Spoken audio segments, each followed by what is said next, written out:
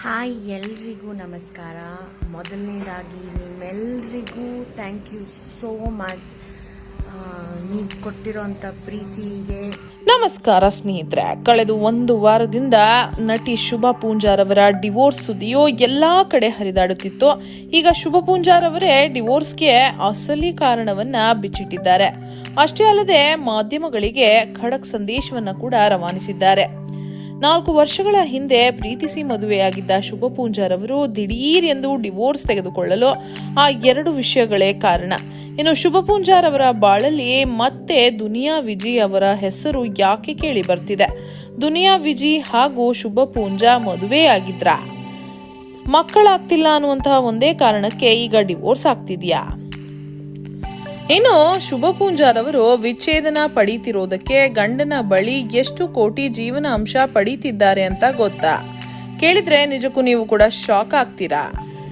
ಈ ಎಲ್ಲದಕ್ಕೂ ಶುಭ ಪೂಂಜಾರ್ ಅವರೇ ಉತ್ತರವನ್ನ ನೀಡಿದ್ದಾರೆ. ಶುಭ ಪೂಂಜಾ ಹೇಳಿದಾದ್ರೂ ಏನೋ, ಎಲ್ಲವನ್ನೂ ನೋಡುವ ಮುನ್ನ ಡಿವೋರ್ಸ್ ತೆಗೆದುಕೊಂಡ ಶುಭ ಪೂಂಜಾರ್ ಅವರ ಬಾಳಲ್ಲಿ ಇನ್ನಾದರೂ ಸಿನಿಮಾ ಆಫರ್ಗಳು ಸಿಗಲಿ, ಎಲ್ಲವೂ ಒಳ್ಳೆಯದಾಗಲಿ ಅಂತ ನೀವು ಕೂಡ ಬಯಸೋ ಹಾಗಿದ್ರೆ ಈ ವಿಡಿಯೋವನ್ನ ತಪ್ಪದೇ ಲೈಕ್ ಮಾಡಿ ಸ್ನೇಹಿತರೆ. ಇನ್ನು ನಿಮಗೆ ಶುಭ ಪೂಂಜಾ ಅಂತಂದ್ರೆ ಮೊದಲು ಏನ್ ನೆನಪಿಗೆ ಬರುತ್ತೆ ಅಂತ ತಪ್ಪದೇ ಈ ಕೂಡಲೇ ಕಮೆಂಟ್ ಮಾಡಿ ತಿಳಿಸಿ. ಸ್ನೇಹಿತರೆ, ಶುಭ ಪೂಂಜಾರ್ ಅವರು ತುಂಬಾನೇ ಕ್ಯೂಟ್ ಮತ್ತು ಬಬ್ಲಿ ಹುಡುಗಿ. ಮೊದಲ ಸಿನಿಮಾ ಮೊಗ್ಗಿನ ಮನಸ್ಸಿನಲ್ಲಿ ಅವರ ಪಾತ್ರವನ್ನ ಪ್ರತಿಯೊಬ್ಬರು ಕೂಡ ಇಷ್ಟಪಟ್ರು.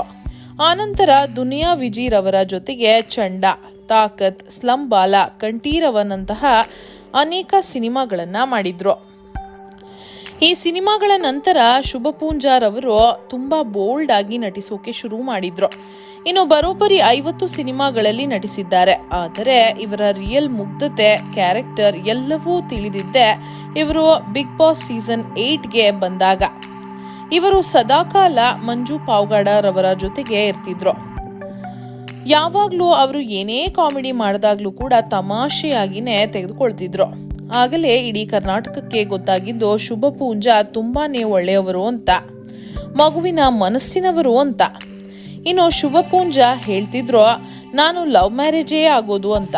ಅದರಂತೆಯೇ ಸುಮಂತ್ ಬಿಳ್ಳಾವ ಎಂಬುವಂತಹ ಒಬ್ಬ ಉದ್ಯಮಿಯನ್ನು 2022ರಲ್ಲಿ ಸಿಂಪಲ್ ಆಗಿ ಮದುವೆ ಮಾಡಿಕೊಂಡ್ರು. ಶುಭ ಪೂಂಜಾ ಮನೆಯಲ್ಲಿ ಒಪ್ಪಿಗೆ ಸಿಕ್ಬಿಡ್ತು. ಆದರೆ ಸುಮಂತ್ ರವರ ಮನೆಯಲ್ಲಿ ಮದುವೆ ಬೇಡ, ಸಿನಿಮಾ ಬ್ಯಾಕ್ ಗ್ರೌಂಡ್ ಅವರು ಯಾಕೆ ಅಂತೆಲ್ಲ ಅಪಸ್ವರವು ಕೇಳಿ ಬಂದಿತ್ತು. ಆನಂತರ ಮದುವೆ ಹೇಗೋ ಆಗೋಯ್ತು. ಇನ್ನು ಕನ್ನಡದ ರಿಯಾಲಿಟಿ ಶೋ ಆದ ರಾಜಾ ರಾಣಿಯಲ್ಲಿ ಶುಭ ಪೂಂಜಾ ಹಾಗೂ ಸುಮಂತ್ ರವರು ಸ್ಪೆಷಲ್ ಗೆಸ್ಟ್ಗಳಾಗಿ ಬಂದಿದ್ರು. ಡ್ಯಾನ್ಸ್ಗಳನ್ನ ಕೂಡ ಮಾಡಿದ್ರು. ಇಡೀ ಕರ್ನಾಟಕವೇ ಅಬ್ಬಬ್ಬಾ ಎಂತಹ ಒಳ್ಳೆಯ ಕಪಲ್, ಹೇಳಿ ಮಾಡಿಸಿದಂತ ಇದೆ ಜೋಡಿ ಅಂತೆಲ್ಲ ಮಾತನಾಡಿದ್ರು.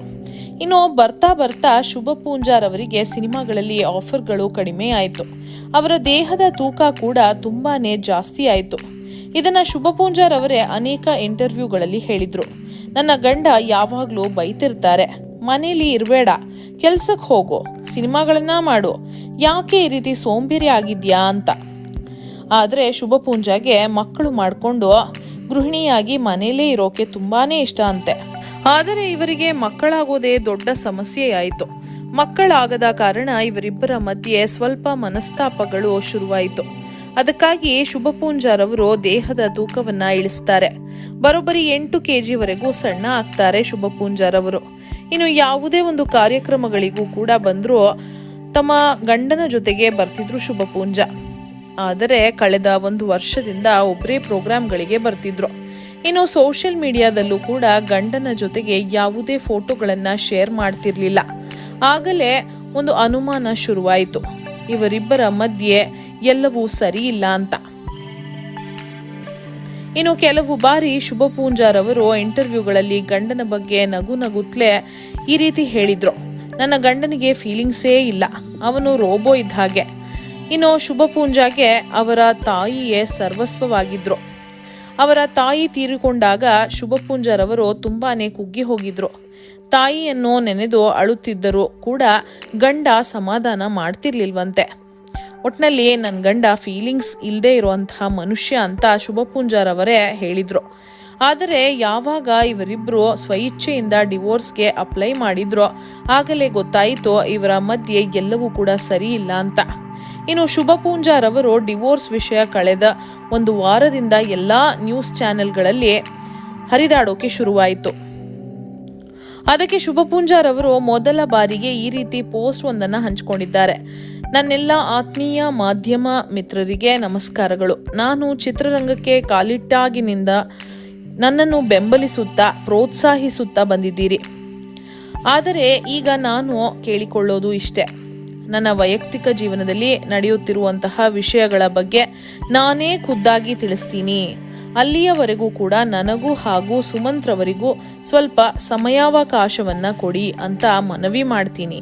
ಇಂತಿ ನಿಮ್ಮ ಶುಭ ಪೂಂಜಾ ಅಂತ ಇವತ್ತು ಪೋಸ್ಟ್ ಒಂದನ್ನ ಹಂಚಿಕೊಂಡಿದ್ದಾರೆ.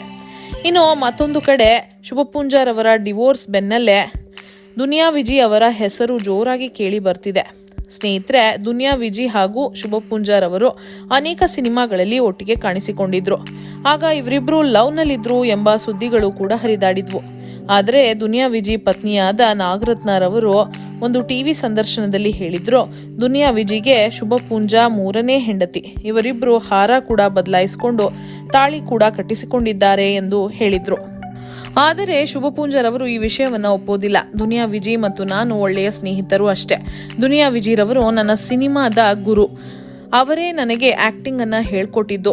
ಈಗ ದುನಿಯಾ ವಿಜಿ ಅವರು ದೊಡ್ಡ ಮಟ್ಟಿಗೆ ಬೆಳೆದಿದ್ದಾರೆ. ಅವರಿಗೆ ಆಲ್ ದ ಬೆಸ್ಟ್ ಎಂದು ಖಾಸಗಿ ಸಂದರ್ಶನದಲ್ಲಿ ಹೇಳಿದ್ರು.